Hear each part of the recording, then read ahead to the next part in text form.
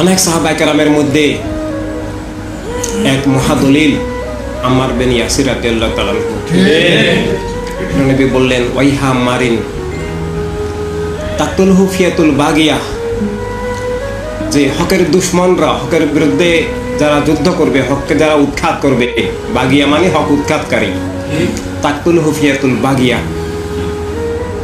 ইয়াদুনহুম ইলাল জান্নাহ, তিনি তাদেরকে জান্নাতের দিকে ডাকবেন। তার দল জান্নাতের দল, মাওলা আল্লাহর দল জান্নাতের দল।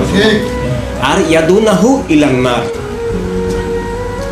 তাকে ডাকবে ওই দল জাহান্নামের দল, নারের দল। তাহলে মুয়াবিয়ার দলকে হাদিস শরীফে নবী ঘোষণা করেছেন জাহান্নামের দল, বাগী দল, খুনি দল। তাকতুলহু দিয়ে কাতিলে সাহাবী, তাকতুলহু আম্মার রাদিয়াল্লাহু তাআলার হত্যাকারী, আসলে ইসলামের হত্যাকারী।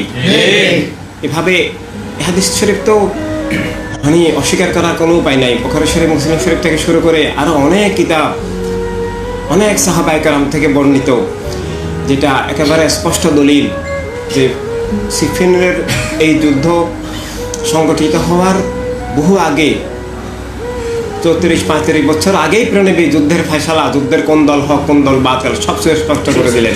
কোন দল জান্নাতি, কোন দল জাহান্নামী, কোন দল আল্লাহ আল্লাহর হাবিবের আপন, কোন দল আল্লাহ আল্লাহর হাবিবের দুশমন, সব স্পষ্ট।